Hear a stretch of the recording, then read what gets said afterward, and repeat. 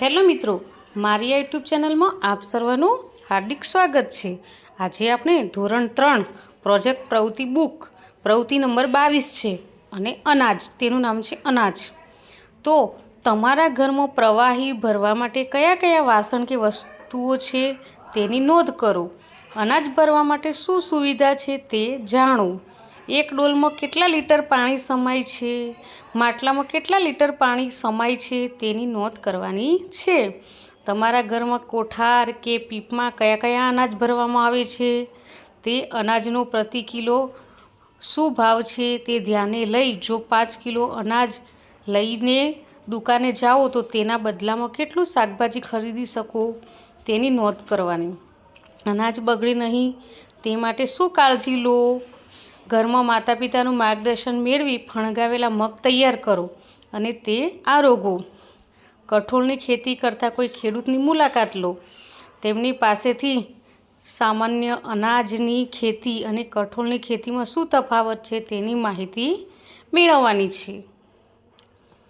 તો અહીં તમારા ઘરમાં પ્રવાહી ભરવા માટે કયા કયા વાસણ કે વસ્તુઓ છે તેની નોંધ કરો।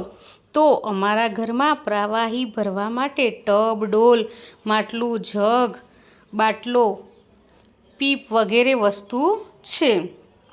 પછી બીજો પ્રશ્ન, અનાજ ભરવા માટે શું સુવિધા છે તે જણાવો। એક ડોલમાં કેટલા લીટર પાણી સમાય છે, માટલામાં કેટલા લીટર પાણી સમાય છે તેની નોંધ કરવાની। તો અનાજ ભરવા માટે પીપ અને કોઠાર છે અને એક ડોલમાં 5 થી 10 લીટર સુધી પાણી સમાય છે અને માટલામાં 5 લીટર પાણી સમાય છે।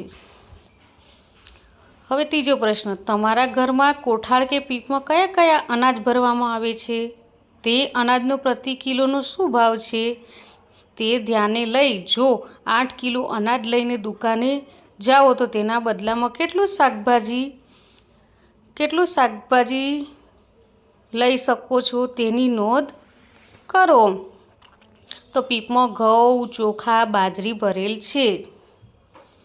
ઘઉં પ્રતિ કિલો 45 રૂપિયા છે, તો 5 કિલોના 225 રૂપિયા થાય। તેમાંથી 4 કિલો શાકભાજી લઈ શકીએ છીએ। બીજો પ્રશ્ન, અનાજ બગડે નહીં તે માટે શું કાળજી લો છો। તો અનાજ બગડે નહીં એ માટે અમે બારીક પાવડર નાખીએ, પછી તેમાં દિવેલ લગાવીને રાખીએ, આવી બધી કાળજી લઈએ છીએ। તમારા ઘરમાં માતા પિતાનું માર્ગદર્શન મેળવી ફણગાવેલા મગ તૈયાર કરો અને તે આરોગો તો આ મગ ખાવાની ખૂબ જ મજા આવી। આગળનો પ્રશ્ન, અનાજની ખેતી અને કઠોળની ખેતીનો તફાવત। તો અનાજની ખેતી ઋતુ અનુસાર, જેમ કે ઘઉંની ખેતી શિયાળામાં, ડાંગરની ખેતી શિયાળામાં, ડાંગરની ખેતી ચોમાસામાં થાય છે અને કઠોળની ખેતી તો ચોમાસામાં કઠોળના પાકનું વાવેતર કરવામાં આવે છે। અનાજ ઘઉં, ચોખા, બાજરી, મકાઈ, જુવાર, જવ વગેરે અને કઠોળમાં દાખલા તરીકે મગ, અડદ, તુવેરની ખેતી કરે છે।